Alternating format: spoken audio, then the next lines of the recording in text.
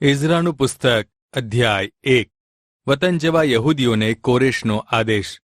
ઈરાનના રાજા કોરેશની કારકિર્દીના પહેલા વર્ષે ઈશ્વરે યર્મિયાના મુખેથી આપેલા પોતાના વચનને પૂર્ણ કરતા કોરેશ રાજાના મનમાં પ્રેરણા કરી। તેથી કોરેશે પોતાના આખા રાજ્યમાં લેખિત અને શાબ્દિક ફરમાન જારી કર્યું। ઈરાનના રાજા કોરેશ જાહેર કરે છે કે યહોવા આકાશવાસી પ્રભુએ મને પૃથ્વી પરના સર્વ રાજ્યો આપ્યા છે અને તેમણે મને યહૂદિયાના યરૂશાલેમમાં ભક્તિસ્થાન બાંધવાને નિમ્યો છે। તેના સર્વ લોકોમાંના જે કોઈ તમારામાં હોય તેઓની સાથે તેમના ઈશ્વર હો, અને તે યહૂદિયામાંના યરૂશાલેમમાં જઈને ઇઝરાયેલના ઈશ્વર પ્રભુનું ભક્તિસ્થાન બાંધે। તેઓ સિવાયના રાજ્યમાં તેઓમાંના બાકી રહેતા લોકો યરૂશાલેમમાં ઈશ્વરના ઘરના બાંધકામને સારું ઐચ્છિકાર્પણો તરીકે ભક્તિસ્થાનના બાંધકામને માટે સોનું અને ચાંદી, જરૂરી સાધનો અને પશુઓ અર્પણ કરીને તેઓને મદદ કરે। તેથી યહૂદિયા અને બિન્યામીનના કુળના વડીલ આગેવાનો, યાજકો, લેવીઓ અને ઈશ્વરથી પ્રેરણા પામેલાઓ યરૂશાલેમમાં ઈશ્વરના ભક્તિસ્થાનના બાંધકામ માટે જવા તૈયાર થયા। તેઓની આજુબાજુના લોકોએ તેમને ઐચ્છિકાર્પણો ઉપરાંત સોના ચાંદીના પાત્રો, જરૂરી સાધનો, જાનવરો તથા મૂલ્યવાન દ્રવ્યો આપ્યા। વળી નબુખાદનેસ્સાર રાજાએ યરૂશાલેમના યહોવાના ઘરમાંથી લાવીને પોતાના દેવોના મંદિરોમાં જે વસ્તુઓ મૂકી હતી તે વસ્તુ સામગ્રી કોરેશ રાજાએ મંગાવી લીધી। કોરેશ રાજાએ તેના ખજાનજી મિથ્રદાથ પાસે તે વસ્તુઓ મંગાવી અને યહૂદિયાના આગેવાન શેશબાશારને ગણી આપી। તેઓની સંખ્યા આ પ્રમાણે છે: સોનાની 30 થાળીઓ, ચાંદીની 1000 થાળીઓ અને 29 અન્ય પાત્રો, સોનાના 30 વાટકા, ચાંદીના અન્ય પ્રકારના 1000 વાટકાઓ તથા 1000 અન્ય પાત્રો। સોના ચાંદીના સર્વ પાત્રો મળીને 5400 હતા। જ્યારે બંદીવાનો બાબિલથી યરૂશાલેમ આવ્યા ત્યારે આ બધા પાત્રો શેશબાશાર પોતાની સાથે લાવ્યો। એઝરાનું પુસ્તક અધ્યાય 2 બંદીવાસમાંથી પાછા ફરેલાની નામાવલી।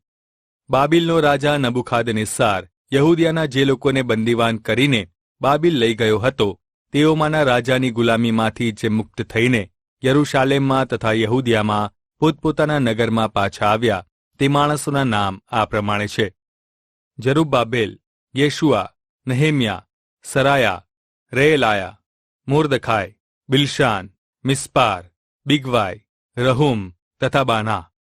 ઇઝરાયેલી લોકોની સંખ્યા આ પ્રમાણે છે: પારોશના વંશજો 2172, શફાટિયાના વંશજો 372, આરાહના વંશજો 775, યહોશુઆ તથા યોઆબથી પહાથ મોઆબના વંશજો 2812, ઇલામના વંશજો 1254, ઝાતુના વંશજો 945, ઝાક્કાઈના વંશજો 760, બાનીના વંશજો 642, બેબાઈના વંશજો 623, આઝગાદના વંશજો 1222, અદોનિકામના વંશજો 666, બિગવાઈના વંશજો 2056, આદીનના વંશજો 454, આટેરમાના હિસ્કિયાના વંશજો 98, બોસાઈના વંશજો 323, યોરાના વંશજો 112, હાશુમના લોકો 223,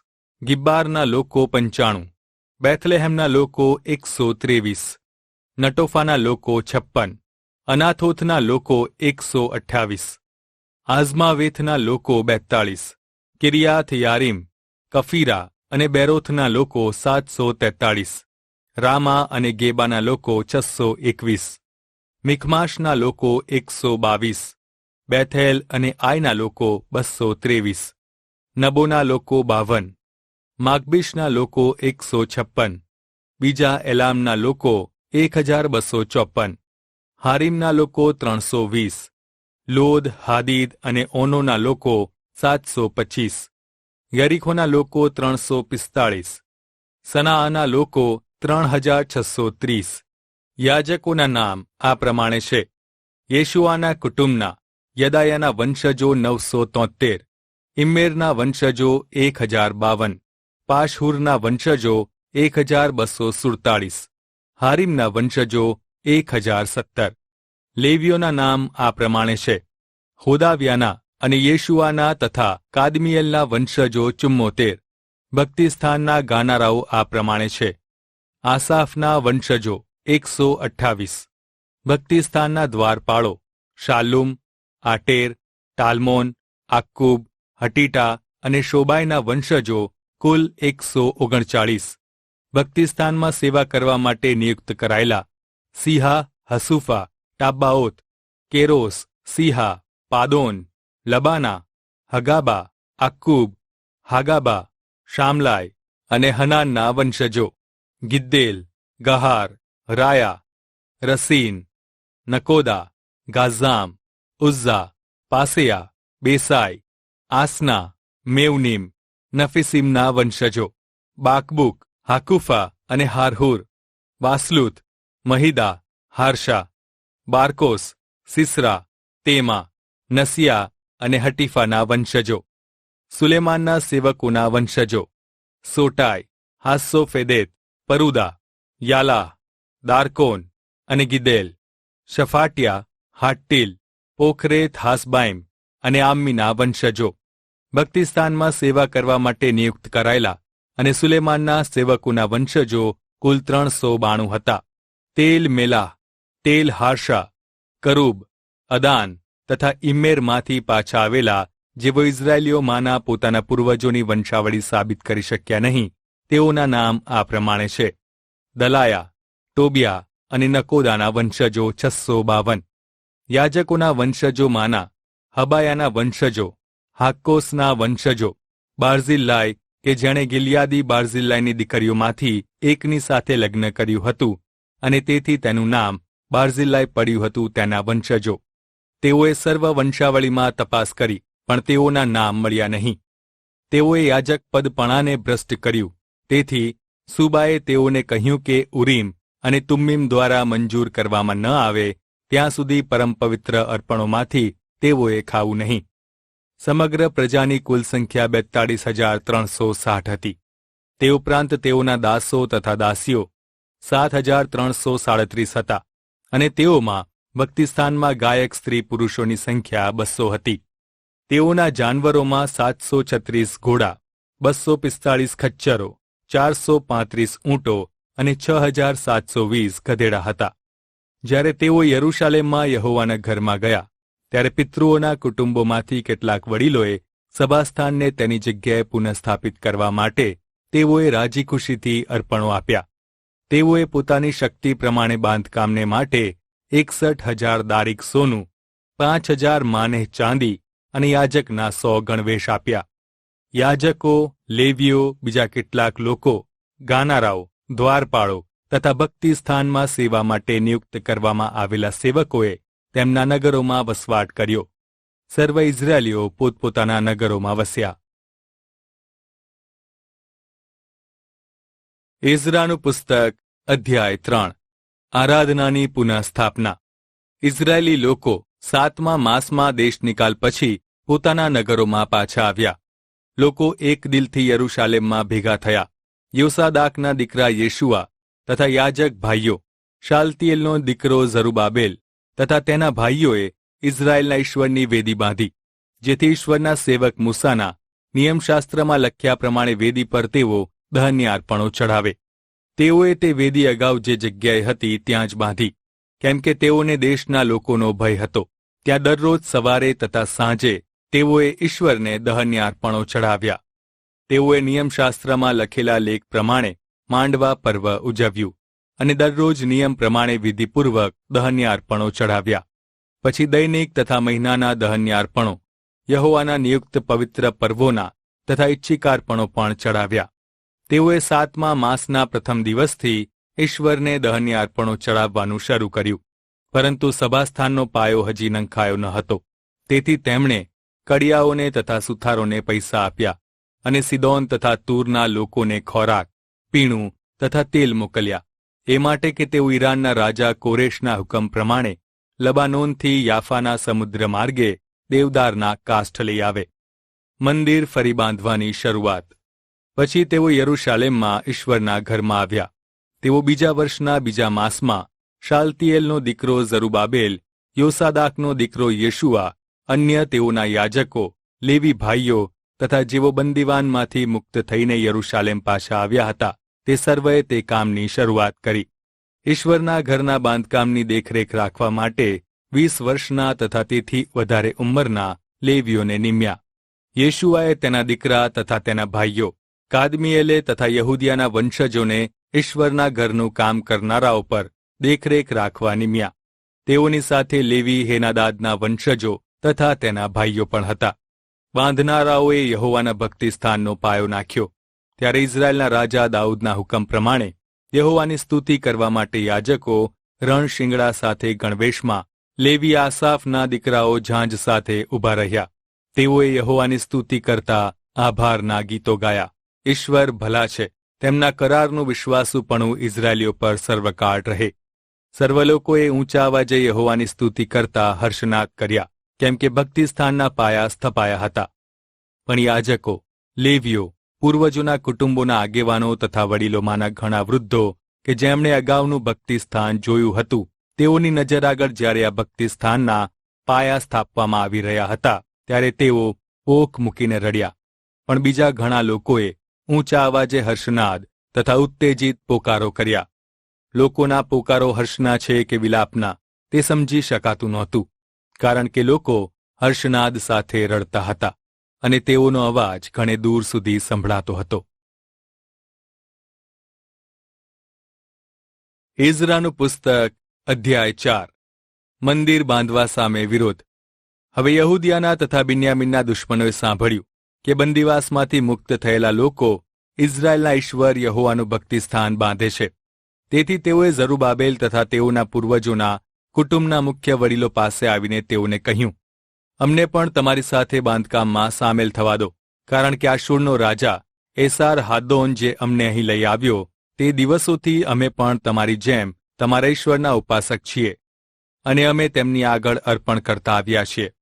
પણ ઝરુબાબેલ, યેશુઆ અને ઇઝરાયેલના પૂર્વજોના કુટુંબના મુખ્ય વડીલોએ તેઓને કહ્યું, તમારે નહીં પણ અમારે અમારા ઈશ્વરનું ભક્તિસ્થાન બાંધવું જોઈએ.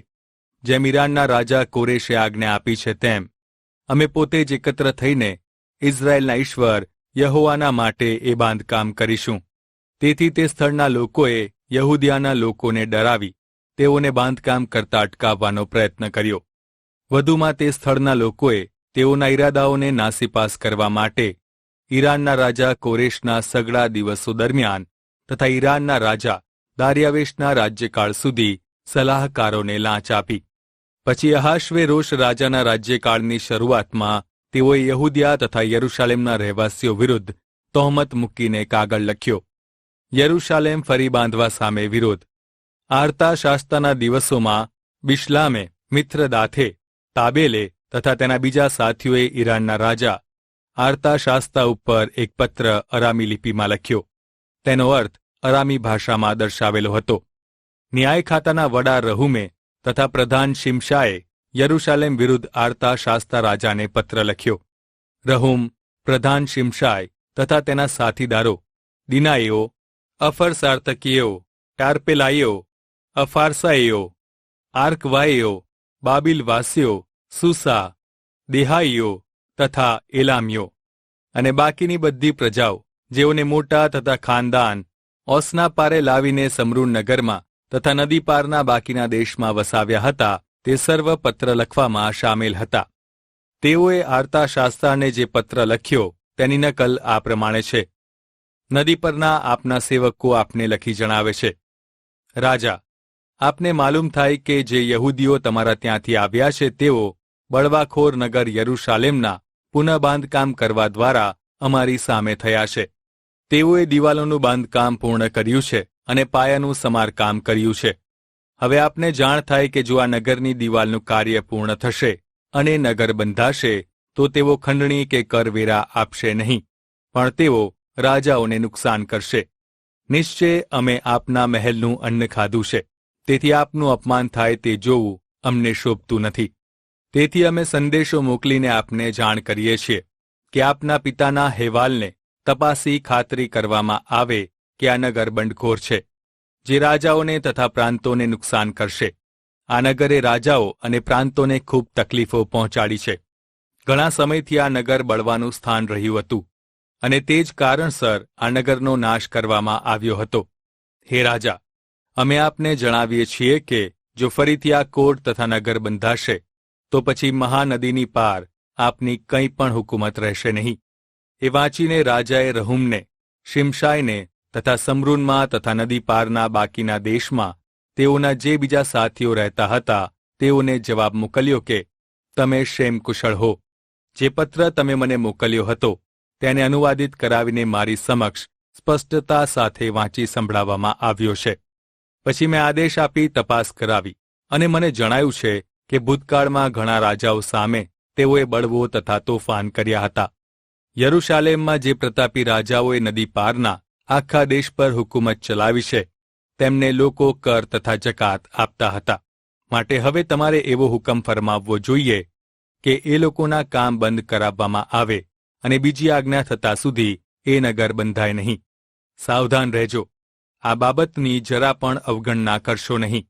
રાજ્યને નુકસાન થાય એવું શા માટે થવા દેવું જોઈએ? મંદિરનું બાંધકામ બંધ પડ્યું. જ્યારે આર્તા શાસ્તા રાજાનો આ પત્ર રહુમ, શિમશાય તથા તેમના બીજા સાથીઓને વાંચી સંભળાવવામાં આવ્યો ત્યારે તેઓએ ઝડપથી યરૂશાલેમ આવીને જોરજુલમથી યહૂદીઓને બાંધકામ કરતા અટકાવ્યા. તેથી યરૂશાલેમમાંના ઈશ્વરના ઘરનું બાંધકામ અટકી ગયું અને ઈરાનના રાજા દાર્યાવેશના શાસનકાળના બીજા વર્ષ સુધી સ્થગિત રહ્યું. એઝરાનું પુસ્તક અધ્યાય 5. મંદિરનું ફરી ચાલુ થયેલું બાંધકામ. પછી યહૂદિયા તથા યરૂશાલેમમાં જે યહૂદીઓ હતા તેઓને હાગ્ગાઈ તથા ઈદોના પુત્ર ઝખારિયા પ્રબોધકોએ ઇઝરાયેલના પ્રભુ ઈશ્વરના નામે પ્રબોધ કર્યો.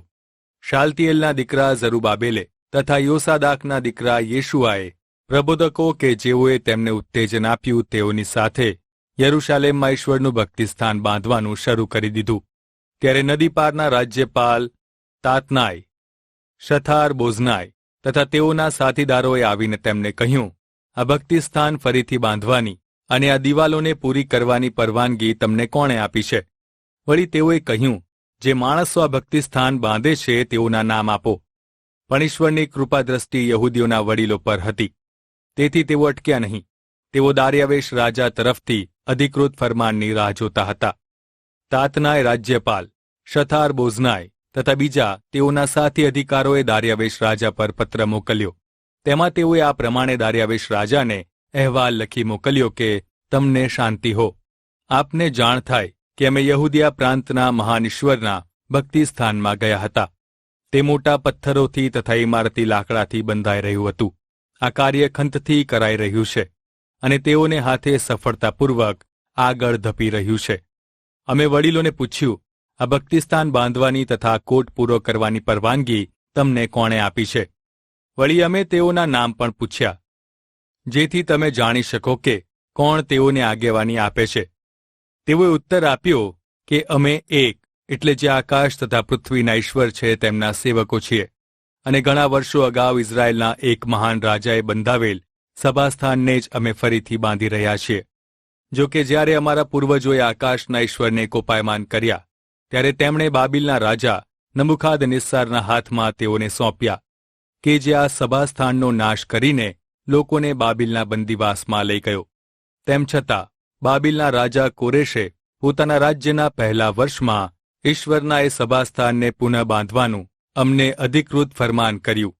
ઈશ્વરના સભાસ્થાનની સોના ચાંદીની વસ્તુઓ જે નબુખાદનેસ્સાર યરૂશાલેમના ભક્તિસ્થાનમાંથી બાબિલના મંદિરમાં લઈ ગયો હતો તે બધી વસ્તુઓ બાબિલના મંદિરમાંથી પાછી લઈને કોરેશ રાજાએ શેશબાસારને કે જેને તેણે રાજ્યપાલ બનાવ્યો હતો તેને સોંપી. તેણે તેને કહ્યું, આ સર્વ વસ્તુઓ લઈને યરૂશાલેમના ભક્તિસ્થાનમાં પાછી મૂક. ઈશ્વરના સભાસ્થાનને તેની મૂળ જગ્યાએ ફરીથી બંધાવ.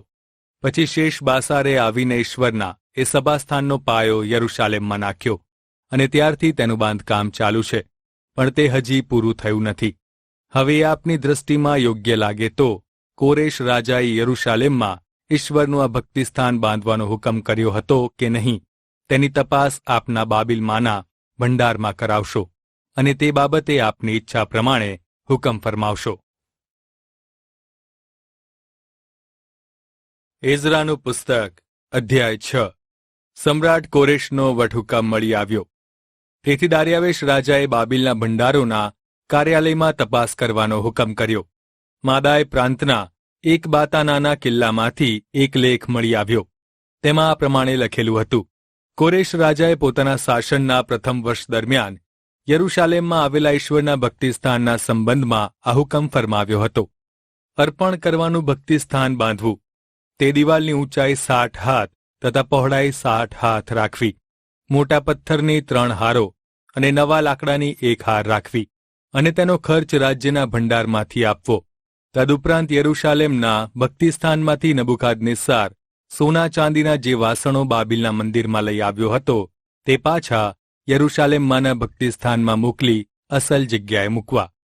મંદિરનું કામ ચાલુ રાખવા સમ્રાટ દાર્યાવેશનો હુકમ.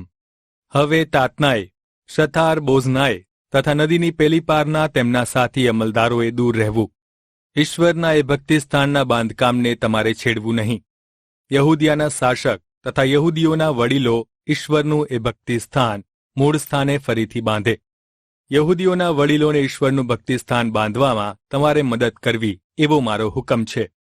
રાજ્યની મિલકતમાંથી એટલે નદી પારના દેશની ખંડણીમાંથી એ માણસોને બનતી તાકીદે ખર્ચ આપવો કે તેઓને બાંધકામમાં અટકાવ થાય નહીં.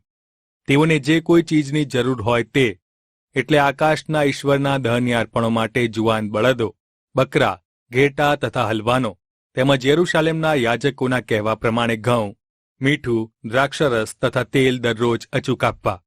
આ પ્રમાણે કરો કે જેથી તેઓ આકાશના ઈશ્વરની આગળ સુવાસિત યજ્ઞો કરે અને રાજાના તથા તેના પુત્રોના જીવનને માટે પ્રાર્થના કરે.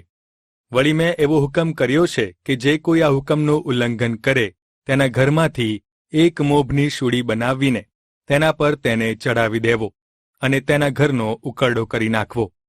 જે રાજાઓ કે પ્રજાઓ યરૂશાલેમના ઈશ્વરના સભાસ્થાનનો ફેરફાર કરવાનો કે વિનાશ કરવાનો પ્રયત્ન કરશે તેનો ઈશ્વર નાશ કરો. હું દાર્યાવેશ તમને આ હુકમ કરું છું, તેનો ઝડપથી અમલ કરો. મંદિરની પ્રતિષ્ઠા. પછી તાતનાએ, શથાર બોઝનાએ તથા તેમના સાથીઓએ દાર્યાવેશ રાજાએ ફરમાવ્યા પ્રમાણે આ હુકમનું પાલન કર્યું. તેથી યહૂદીઓના વડીલોએ પ્રબોધકો હાગ્ગાય તથા ઇદ્દોના પુત્ર ઝકારિયાના પ્રબોધથી પ્રેરાઈને સભાસ્થાનનું બાંધકામ ફરીથી ચાલુ કર્યું. તેઓએ ઇઝરાયેલના ઈશ્વરની આજ્ઞા મુજબ કોરેશ, દાર્યાવેશ અને ઈરાનના રાજા આર્તાશાસ્તાના ઠરાવ પ્રમાણે બાંધકામ સમાપ્ત કર્યું. દાર્યાવેશ રાજાના રાજ્યના 6 વર્ષમાં અદાર મહિનાના 3જા દિવસે આ ભક્તિસ્થાન પૂરેપૂરું બંધાઈ રહ્યું. ઇઝરાયેલી લોકોએ, યાજકોએ, લેવીઓએ તથા બંદીવાસમાંથી આવેલા બાકીના લોકોએ ઈશ્વરના આ સભાસ્થાનનું પ્રતિષ્ઠા પર્વ આનંદપૂર્વક ઉજવ્યું. ઈશ્વરના એ ભક્તિસ્થાનના પ્રતિષ્ઠા પર્વ પર તેઓએ 100 બળદો, 200 ઘેટા, 400 હલવાન તથા ઇઝરાયેલી લોકોના કુળોની સંખ્યા પ્રમાણે 12 બકરા સર્વ ઇઝરાયેલીઓને માટે પાપાર્થાર્પણ તરીકે ચઢાવ્યા. મૂસાના પુસ્તકમાં લખ્યા પ્રમાણે યરૂશાલેમના ઈશ્વરની સેવા કરવાને તેઓએ યાજકોને તેઓના વિભાગો પ્રમાણે તથા લેવીઓને તેઓના વર્ગો પ્રમાણે નિમ્યા. પાસ્કા પર્વની ઉજવણી.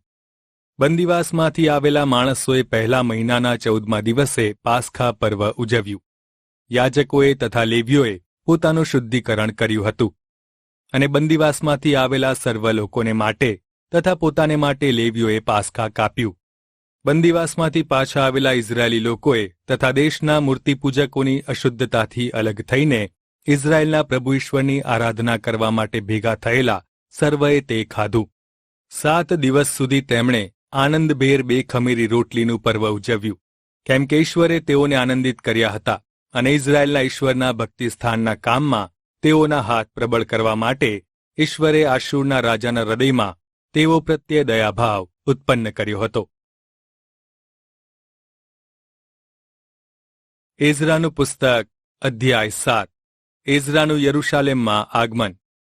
આ બાબતો પછી આર્તાશાસ્તા રાજાના શાસન દરમિયાન સરાયાનો પુત્ર એઝરા, હિલ્કિયાના પુત્ર અઝારિયા, શાલુમ, સાદોક, અહીટુબ, અમાર્યા, અઝારિયા, મરાયોત, ઝરાહયા, ઉઝ્ઝી, બુક્કી, અબીશુઆ, ફિનહાસ, એલાઝાર તથા મુખ્ય યાજક હારૂન. એઝરા બાબિલથી ત્યાં આવ્યો. ઇઝરાયેલના ઈશ્વર યહોવાએ આપેલા મૂસાના નિયમશાસ્ત્રમાં તે પ્રવીણ શાસ્ત્રી હતો. તેના પર યહોવાની કૃપાદ્રષ્ટિ હતી. તેથી રાજાએ તેની સર્વ અરજ મંજૂર રાખી.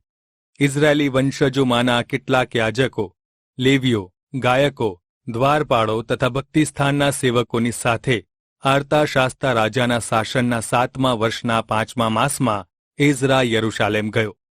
તે પોતાના ઈશ્વરની કૃપાથી 5મા માસના પ્રથમ દિવસે યરૂશાલેમ આવી પહોંચ્યો.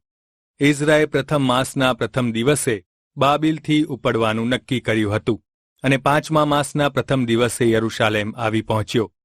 ઈશ્વરનો પ્રેમાળ હાથ તેના પર હતો. એઝરાએ પોતાનું મન યહોવાના નિયમોનો અભ્યાસ કરવામાં, તેને પાળવામાં તથા વિધિઓ અને હુકમો શીખવવામાં લગાડ્યું. સમ્રાટ આર્તાશાસ્તાએ એઝરા દ્વારા પાઠવેલો વટહુકમ. એઝરા યાજક યહોવાની આજ્ઞાઓનો તથા ઇઝરાયેલીઓને આપેલા પ્રભુના વિધિઓનો શાસ્ત્રી હતો. તેને જે પત્ર આર્તાશાસ્તા રાજાએ આપ્યો હતો તેની નકલ આ મુજબ છે. સ્વર્ગના ઈશ્વરના નિયમશાસ્ત્રના શાસ્ત્રી એઝરા યાજકને રાજાધિરાજ આર્તાશાસ્તા તરફથી કુશળતા આપવામાં આવી છે. વળી હું એવો વટહુકમ ફરમાવું છું કે મારા રાજ્યમાંના ઇઝરાયેલી લોકોમાંના તેઓના યાજકો તથા લેવીઓ જે કોઈ પોતાની રાજી ખુશીથી યરૂશાલેમ જવા ઈચ્છે તેઓ તારી સાથે આવે. હું રાજા તથા મારા 7 સલાહકારો તને એ માટે મોકલીએ છીએ કે તારા હાથમાં ઈશ્વરનું જે નિયમશાસ્ત્ર તારી પાસે છે તે પ્રમાણે યહૂદિયામાં અને યરૂશાલેમમાં તેના સંબંધી તું તપાસ કર અને યરૂશાલેમમાં ઇઝરાયેલના ઈશ્વરનું જે નિવાસસ્થાન છે તેને માટે ચાંદી અને સોનું અર્પણને માટે લઈ જવું. તે ઉપરાંત બાબિલના સર્વ રાજ્યોમાંથી યરૂશાલેમના ઈશ્વરના ભક્તિસ્થાન માટે ચાંદી તથા સોનું ઐચ્છિકાર્પણો તરીકે યહૂદીઓએ અને તેઓના યાજકોએ લઈ જવા. અને એ નાણાંથી બળદો, ઘેટા, હલવાન, ખાદ્યાર્પણ તથા પિયાર્પણ ખરીદીને યરૂશાલેમમાં તમારા ઈશ્વરના ભક્તિસ્થાનની વેદી પર તેઓનું અર્પણ કરવામાં આવે. તેમાંથી જે સોનું ચાંદી વધે તેનો ઉપયોગ તમારા ઈશ્વરની ઈચ્છા પ્રમાણે અને તને તથા તારા ભાઈઓને યોગ્ય લાગે તે રીતે કરવો. જે પાત્રો તારા ઈશ્વરના સભાસ્થાનની સેવા માટે તને આપવામાં આવ્યા છે તે તારે યરૂશાલેમમાં ઈશ્વરની સમક્ષ રજૂ કરવા. અને જો તારા ઈશ્વરના સભાસ્થાનને માટે અન્ય કોઈ જરૂરિયાત હોય તો તું રાજાના ભંડારમાંથી નાણાં મેળવીને ખરીદી કરી શકે છે.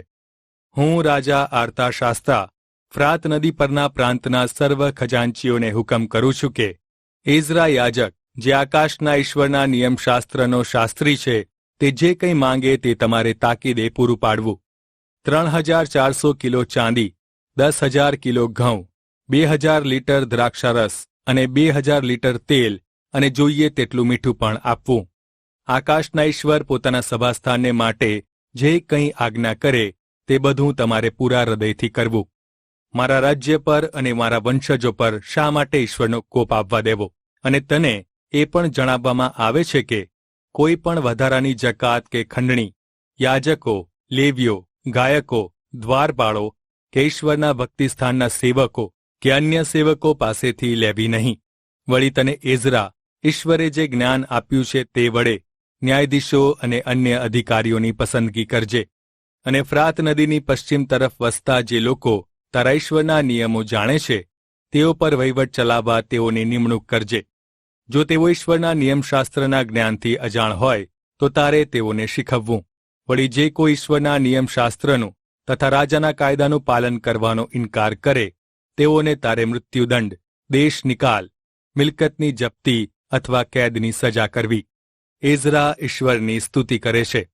ત્યારે એઝરાએ કહ્યું, અમારા પૂર્વજોના ઈશ્વર યહોવાની સ્તુતિ હો, કારણ કે તેમણે રાજાના મનમાં એવી પ્રેરણા કરી કે યરૂશાલેમમાં યહોવાનું જે ભક્તિ સ્થાન છે તેનો મહિમા વધારવો.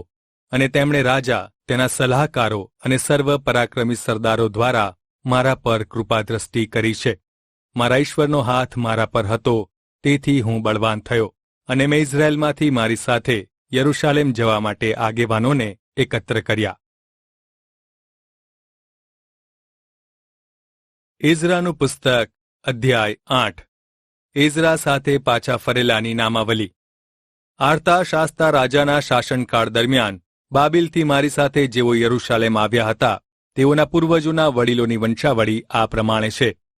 ફિનહાસનો વંશજ ગેર્શોમ, ઇથામારનો વંશજ દાનિયેલ, દાઉદના વંશજ શખાન્યાનો પુત્ર હાટ્ટશ, શખાન્યાનો વંશજ માનો, પારોશનો વંશજ માનો ઝખાર્યા. તેની સાથે વંશના 150 પુરુષો હતા. પહાત મોઆબના વંશજ ઝરાહિયાનો પુત્ર અલીહોએનાય, તેની સાથે 200 પુરુષો હતા. શખાન્યાનો વંશજ યાઝીએલ, તેની સાથે 300 પુરુષો હતા. આદીનના વંશજ યોનાથાનનો પુત્ર એબેદ, તેની સાથે 50 પુરુષો હતા. એલામના વંશજ અથાલિયાનો પુત્ર યશાયા, તેની સાથે 70 પુરુષો હતા. શફાટ્યાના વંશજ મિખાએલનો પુત્ર ઝબાદ્યા, તેની સાથે 80 પુરુષો હતા. યોઆબના વંશજ યહિયેલનો પુત્ર ઓબાદ્યા, તેની સાથે 218 પુરુષો હતા. શલોમીથના વંશજ યોસિફિયાનો પુત્ર, તેની સાથે 160 પુરુષો હતા. બેબાઈનો વંશજ ઝખાર્યા, તેની સાથે 28 પુરુષો હતા. આઝગાદના વંશજ હકાટાનનો પુત્ર યોહાનાન, તેની સાથે 110 પુરુષો હતા. છેલ્લા અદોનિકામના વંશજો હતા. તેઓના નામ આ પ્રમાણે છે: અલીફેલેટ, યેઇયેલ, શમાયા, અને તેઓની સાથે 60 પુરુષો હતા. બિગવાયના વંશજ ઉથાય તથા ઝાબુદ, તેઓની સાથે 70 પુરુષો હતા. મંદિરની સેવા માટે મળેલા લેવીઓ. આહવા નદીને કિનારે મેં તેઓને એકત્ર કર્યા, અને ત્યાં અમે 3 દિવસ માટે છાવણી નાખી. તે દરમિયાન મેં બંદીવાસમાંથી આવેલા લોકોની યાદી તપાસી તો મને ખબર પડી કે તેમાં યાજકો હતા, પણ લેવીના વંશજોમાંના કોઈ જોવામાં આવ્યા નહીં. તેથી મેં એલિએઝેર, અરિયેલ, શમાયા, એલનાથાન, યારીબ, નાથાન ઝખાર્યા અને મશુલ્લામ જેવો આગેવાનો હતા, તેઓને તથા યોયારીબ અને એલનાથાન કે જેઓ શિક્ષકો હતા, તેઓને પણ બોલાવ્યા. અને તેમણે આશુરના યહૂદી સમાજના આગેવાન ઇદ્દો પાસે મોકલ્યા, અને તેમની મારફતે ઇદ્દોને અને આશુરમાં રહેતા ભક્તિસ્થાનના તેના સાથી સેવક ભાઈઓને કહ્યું કે તેઓ અમારા ઈશ્વરના ભક્તિસ્થાન માટે સેવકો મોકલી આપે. અમારા પર ઈશ્વરની કૃપા હતી, એટલે તેઓએ અમારી પાસે જે સેવકો મોકલ્યા તેઓ આ પ્રમાણે છે: ઇઝરાયેલના પુત્ર લેવીના પુત્ર મહલીનો વંશજ શેરેબ્યા, તેના ભાઈઓ અને તેના પુત્રો, કુલ 18 પુરુષો હતા. શેરેબ્યા ખૂબ હોશિયાર માણસ હતો. મરારીના વંશજો હશાબ્યા અને યશાયા, તેના ભાઈઓ તથા તેઓના પુત્રો, કુલ 20 પુરુષો હતા. દાઉદે તથા તેના સરદારોએ સભાસ્થાનની સેવાને માટે જે લેવીઓ નિમ્યા હતા, તેઓમાંના 220, તેઓના નામ દર્શાવવામાં આવેલા હતા. સામૂહિક પ્રાર્થના અને ઉપવાસ. અમે આહવા નદીને કિનારે હતા ત્યારે મેં ઉપવાસ કરવાનું જાહેર કર્યું કે અમે અમારા ઈશ્વરની સમક્ષ પોતાને નમ્ર બનાવીએ અને પ્રાર્થના કરીને અમારે માટે, અમારા બાળકો માટે તથા અમારી મિલકતને માટે તેમની પાસેથી સીધો રસ્તો શોધી લઈએ. શત્રુઓની વિરુદ્ધ અમને માર્ગમાં રક્ષણ કરવા માટે રાજા પાસે સૈનિકો અને ઘોડેસવારોની માંગણી કરતા મને શોભ થયો, કારણ અમે રાજાને કહ્યું હતું કે જે કોઈ ઈશ્વરને શોધે છે તેઓ પર ઈશ્વરનો હાથ હિતકારક છે, પણ જે કોઈ તેના પ્રત્યે વિમુખ હોય છે તેના પર તેમનો ભયંકર કોપ અને પરાક્રમ આવે છે. તેથી અમે ઉપવાસ કર્યો અને સુરક્ષિત મુસાફરી માટે ઈશ્વરને પ્રાર્થના કરી, અને તેમણે અમારી પ્રાર્થના સાંભળી. મંદિર માટેની ભેટો.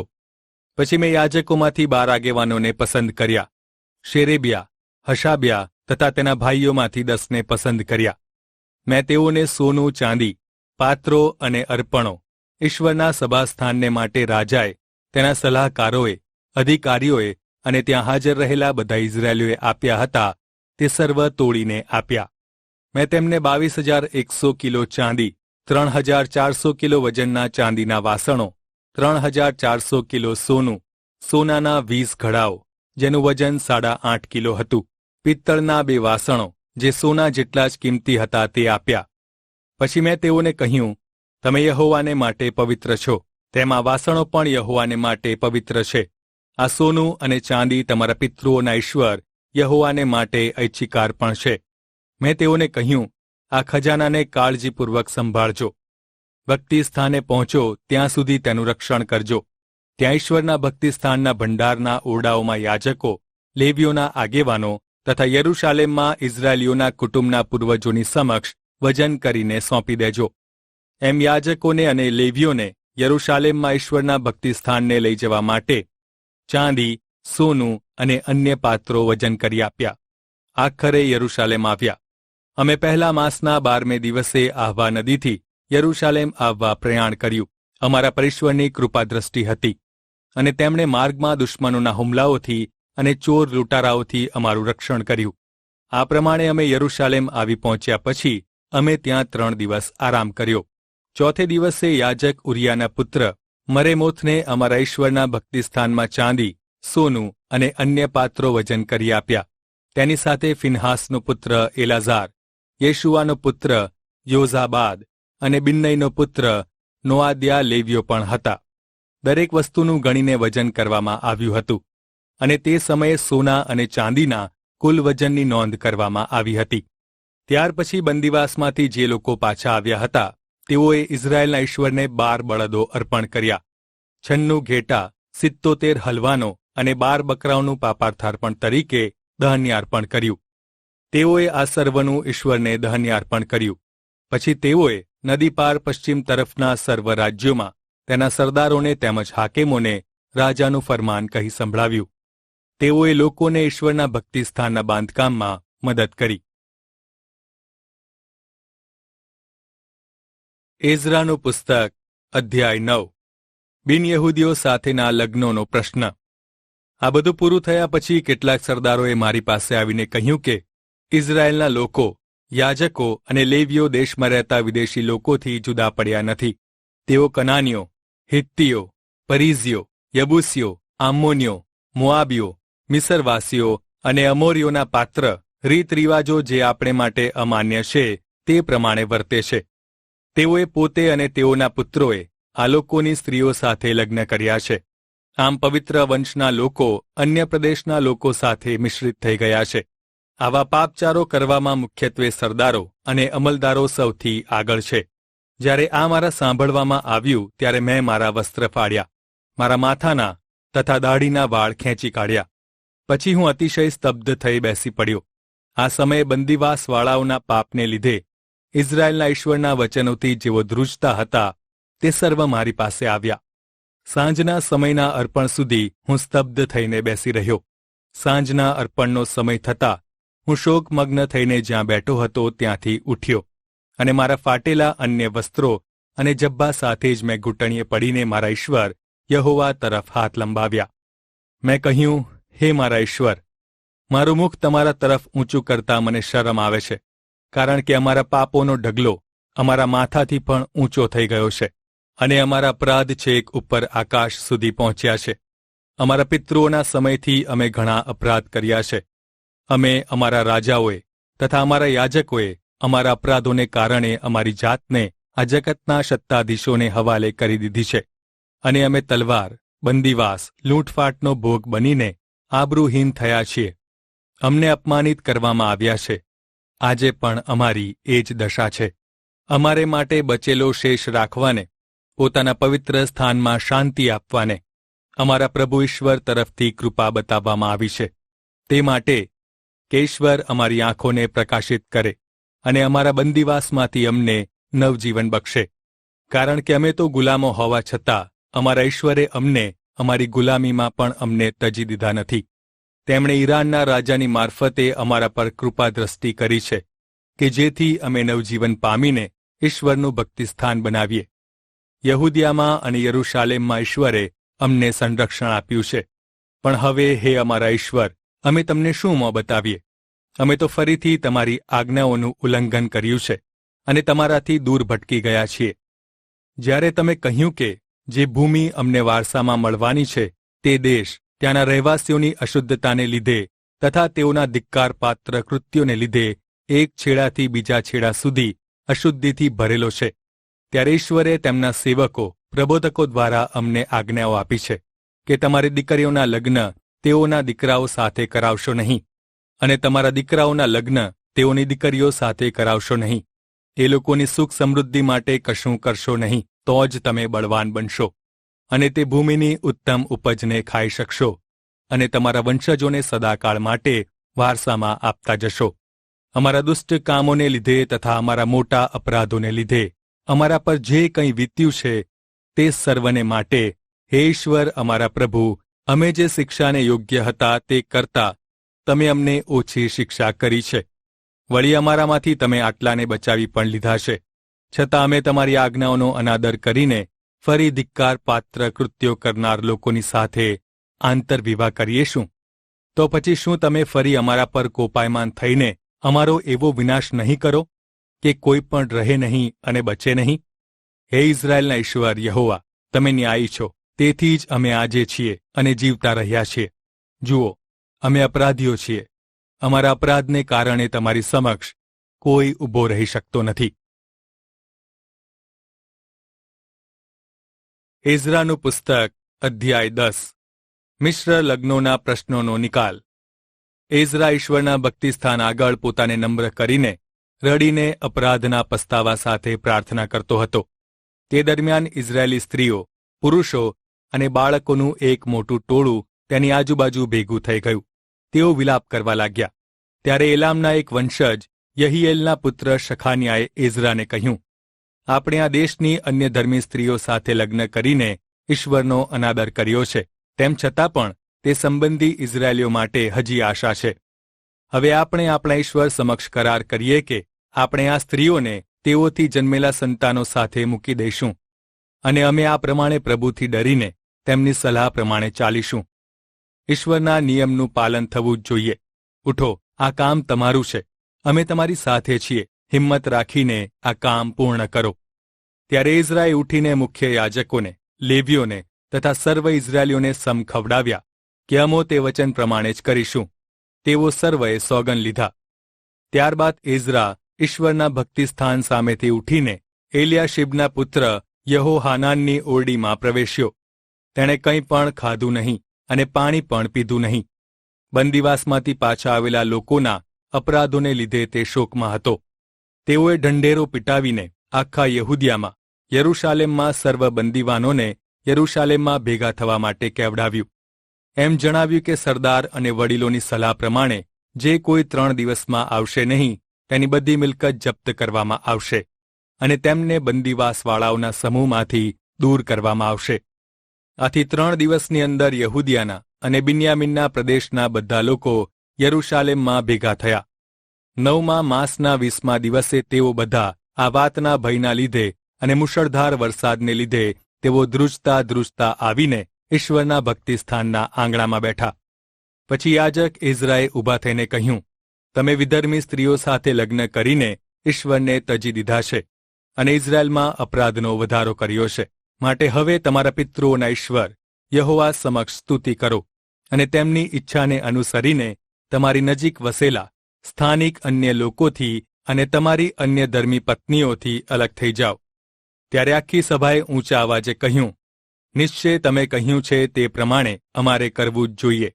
પણ લોકો ઘણા છે અને વરસાદની ઋતુ છે, તેથી આપણને બહાર ઊભા રહેવા માટે સામર્થ્ય નથી. વળી આ કામ 1-2 દિવસનું નથી, કારણ કે આ બાબતમાં તો અમે મોટું પાપ કર્યું છે. દરેક શહેરમાં અમારામાંના જેઓ અન્ય ધર્મી સ્ત્રીઓ સાથે લગ્ન કર્યા છે તેઓ વડીલો અને ન્યાયાધીશો સાથે ઠરાવેલ સમયે હાજર થાય. અમારા આગેવાનો આખા સમાજનું પ્રતિનિધિત્વ કરે કે આ કારણે ભભૂકી ઉઠેલો ઈશ્વરનો કોપ આપણા પરથી દૂર થાય. કેવળ અસાહેલના પુત્ર યોનાથાન તથા તિકવાના પુત્ર યાઝિયાએ આ બાબતનો વિરોધ કર્યો અને મશુલ્લામે તથા લેવી શાબ્બાથાએ તેઓને સાથ આપ્યો. બાકીના સર્વ લોકોએ એઝરાની સૂચનાનો સ્વીકાર કર્યો. તેથી બંદીવાસમાંથી છૂટીને આવેલા લોકોએ પણ એઝરાના કહેવા પ્રમાણે કર્યું. યાજક એઝરાએ પિતૃઓના વંશના પ્રતિનિધિ તરીકે કેટલાક વડાઓને પસંદ કર્યા અને તેઓના નામની યાદી બનાવી. 10મા માસના પહેલા દિવસે તેમણે આ બાબતની તપાસ શરૂ કરી. પ્રથમ માસના પ્રથમ દિવસ સુધીમાં તેમણે અન્ય ધર્મી સ્ત્રીઓ સાથે લગ્ન કરેલા બધા પુરુષોની તપાસ કાર્યવાહી પૂરી કરી. અન્ય ધર્મી સ્ત્રીઓ સાથે પરણેલાઓની યાદી. યાજકોના કુટુંબોમાં અન્ય ધર્મી સ્ત્રીઓ સાથે લગ્ન કરેલા જે પુરુષો માલુમ પડ્યા તેઓના નામ આ પ્રમાણે છે. યેશુઆના વંશજોમાંના યોસાદાકનો પુત્ર તથા તેના ભાઈઓ માસેયા, એલિએઝેર, યારીબ તથા ગદાલ્યા. એ બધાએ પોતાની પત્નીઓને તજી દેવાનું વચન આપ્યું. તેઓએ પોતાના અપરાધોને લીધે પાપાર્થાર્પણ તરીકે એક ઘેટાનું અર્પણ કર્યું. ઇમ્મેરના વંશજોમાંથી હનાની અને ઝબાદ્યા. હારીમના વંશજોમાંથી માસેયા, એલિયા, શમાયા, યહીએલ અને ઉઝિયા. પાશુરના વંશજોમાંથી એલ્યો એનાય, માસેયા, ઇશ્માએલ, નથાનિયેલ, યોઝાબાદ અને એલાસા. લેવીઓમાંથી યોઝાબાદ, શિમઈ, કેલાયા જે કેલિટા પણ કહેવાય છે, પથાહિયા, યહુદા અને એલિયેઝેર. ગાયકોમાંથી એલિયાશીબ. દ્વારપાળોમાંથી શાલ્લુમ, ટેલેમ અને ઉરી. ઇઝરાયેલીઓમાંથી પારોશના વંશજોમાંના રામ્યા, યિઝિયા, માલ્કિયા, મિયામિન, એલાઝાર, માલ્કિયા તથા બનાયા. એલામી વંશજોમાંથી માતાન્યા, ઝખારિયા, યહીએલ, આબ્દી, યેરેમોથ તથા એલિયા હતા. ઝાતુના વંશજોમાંથી એલ્યોએનાય, એલિયાશીબ, માતાન્યા, યેરેમોથ, ઝાદાબ તથા અઝીઝા. બેબાઈના વંશજોમાંથી યહોહાનાન, હનાન્યા, ઝાબ્બાઈ તથા આથલાય. બાનીના વંશજોમાંથી મશુલ્લામ, માલુખ, અદાયા, યાશુબ, શિયાલ તથા યરીમોથ. પાહાથ મુઆબના વંશજોમાંથી આદના, કલાલ, બનાયા, માસેયા, માતાન્યા, બસાલેલ, બિન્નુઈ તથા મનાશા. હારીમના વંશજોમાંથી એલિયેઝેર, યશિયા, માલ્કિયા, શમાયા, શિમ્યોન, બિન્યામિન, માલુક તથા શમાર્યા. હાશુમના વંશજોમાંથી માતનાય, માતાતા, ઝાબાદ, અલીફેલેટ, યરેમાઈ, મનાશા તથા શિમઈ. બાનીના વંશજોમાંથી માદાય, આમરામ, ઉએલ, બનાયા, બેદિયા, કલુહી, વાન્યા, મરેમોત, એલિયાશીબ. માતાન્યા, માતનાય, યાસુ, બાની, બિન્નુઈ, શિમઈ, નાથાન, શેલેમ્યા, અદાયા, માખના દબાય, શાશાય, શારાય, અઝારેલ, શેલેમ્યા, શમાર્યા, શાલ્લુમ, અમાર્યા અને યુસફ. નબોના વંશજોમાંના યેયેલ, માતિથ્યા, ઝાબાદ, ઝબીના, યિદ્દો, યોએલ તથા બનાયા. આ બધાએ વિદેશી સ્ત્રીઓ સાથે લગ્ન કર્યા હતા અને તેઓમાંના કેટલાકને તે સ્ત્રીઓથી બાળકો પણ થયા હતા.